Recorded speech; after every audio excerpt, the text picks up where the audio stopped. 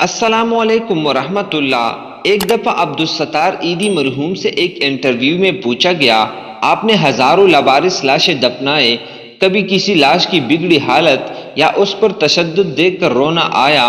انہوں نے آنکھیں بند کر کے گہری سوچ میں غوطہ زن ہوتے ہوئے کہا، تشدد یا بگڑی لاش تو نہیں، البتہ ایک مرتبہ میرے رضاکار ایک صاف ستھری لاش لے کر آئے جو تازہ انتقال کیے بوڑھے مگر کسی پڑھے لکھے اور کھاتے پیتے گھرانے کی لگ رہے تھے۔ اس کے سفید چاندی جیسے بالوں میں تیل لگا ہوا تھا اور سلیقے سے کنگھی کی ہوئی تھی۔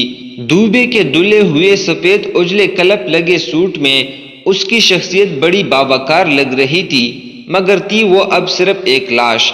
ایدی صاحب پھر کچھ سوچتے ہوئے گویا ہوئے، ہمارے پاس روزانہ کئی لاشیں لائی جاتی ہے، مگر ایسی لاش جو اپنے نقش چھوڑ جائے کم ہی آتی ہے۔ اس لاش کو میں غور سے دیکھ رہا تھا کہ میرے رضاکار نے بتایا، اس نے کراچی کی ایک پوش بستی کا نام لے کر کہا کہ یہ لاش اس کے بنگلے کے باہر پڑی تھی۔ ہم جو ہی بنگلے کے سامنے پہنچے تو ایک ٹیکسی میں سوار فیملی جو ہمارا ہی انتظار کر رہی تھی، اس میں سے ایک نوجوان برآمد ہوا اور جلد بازی کا مظاہرہ کرتے ہوئے ایک لفافہ ہمیں تماتے ہوئے بولا، یہ تدفین کے اخراجات ہے۔ پھر وہ خود ہی بڑبڑایا، یہ میرے والد ہیں، ان کا خیال رکھنا، اچھی طرح غسل دے کر تدفین کر دینا۔ اتنے میں ٹیکسی سے آواز آئی، تمہاری تقریر میں فلائٹ نکل جائے گی۔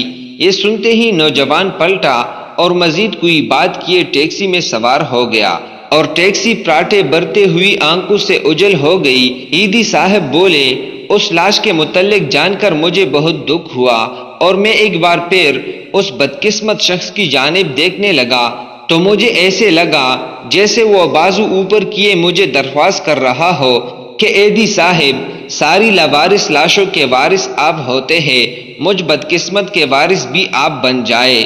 میں نے فوراً فیصلہ کیا کہ اس لاش کو غسل بھی میں دوں گا اور تدفین خود کروں گا۔ پھر جو ہی غسل دینے لگا تو اس اجلے جسم کو دیکھ کر میں سوچ میں پڑ گیا کہ جو شخص اپنی زندگی میں اس قدر معتبر اور حساس ہوگا، اس نے اپنی اولاد کی پرورش میں کیا ناز و نم نہ اٹھائے ہوں گے، مگر بیٹے کے پاس تدفین کا وقت بھی نہ تھا۔ اس سے باپ کو قبر میں اتارنے سے زیادہ فلائٹ نکل جانے کی فکر تھی، اور یوں اس لاش کو غسل دیتے ہوئے میرے آنسو چھلک پڑے۔ پھر وہ اپنے کاندھے پر رکھ کے کپڑے سے آنسو پونچھتے ہوئے بولے، اس دن میں انسانیت کی ڈوبتی نیا پر رو پڑا، خدارا اپنی اولادوں کی عیش و عشرت کی بجائے بہتر تعلیم و تربیت پر زیادہ فوکس کرے۔